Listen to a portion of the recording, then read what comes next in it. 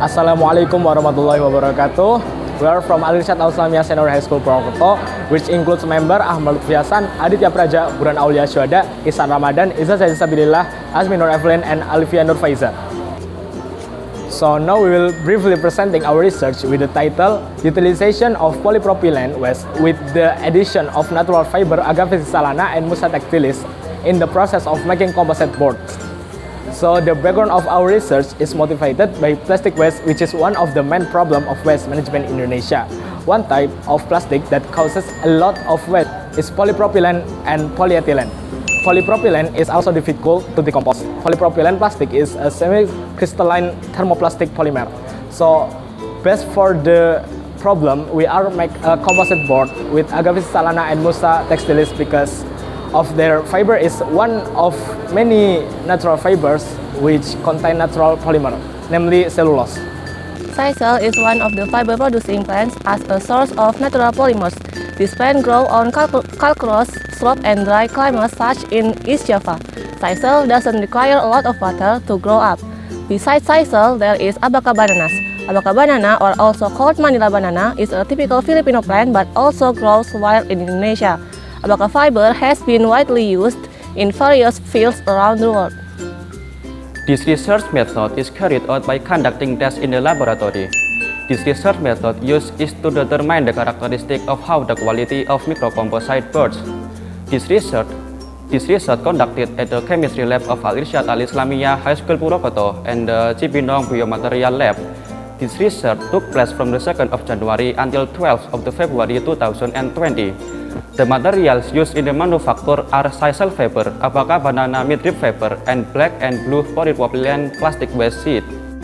Chemical treatment that we did was alkaline treatment with varying concentration of 1%, 2%, and 3% by weight in 3000 ml with a fiber mass of 250 grams and soaking at a temperature of 80 degrees Celsius using a water bath for 1 hour with stirring at 300 rpm.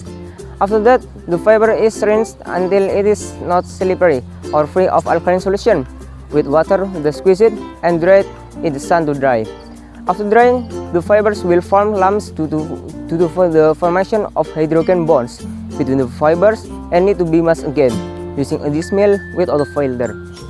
After drying and scattering, each natural fiber from alkali and non-alkali treatment was taken sample to be tested for functional group change using FTIR. After that, we did the mixing process with plastic sheet and the printing process by mixing natural fiber and plastic waste manually. And then the mixture of natural fibers and polymers that have been placed in the mold and put into a hot press. The size of sisal fiber and abaca fiber have almost the same average diameter, but the measurement deviation of sisal fiber is quite large than abaca fiber. This proves that sisal fiber has a smaller bundle size than abaca fiber. The average dimension and standard deviation of sisal fiber are 57.8 and abaca fiber are 58.8. However, the tensile strength of abaca fiber is 2.3%, which is lower than sisal fiber at 5.4% of initial length. We also felt the strength of abaca fiber during fiber processing, namely refining, which indicates that abaca fiber is more difficult to crush. Based on the previous, the effect on the occurrence of color change in natural fiber, when the color of the dry fiber after being treated with sodium hydroxide becomes darker brown than before. Microcomposite plastic board has been successfully made from polypropylene plastic waste by adding abaca fiber and sisal fiber with NaOH treatment. The strength of abaca fiber is higher when compared to sisal fiber.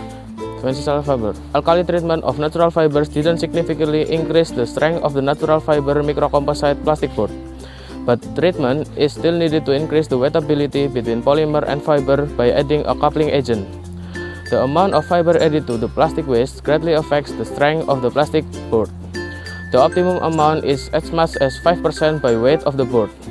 The addition of natural fiber slightly reduces the heat resistance of the plastic board, but is able to maintain the maximum degradation rate at high temperatures.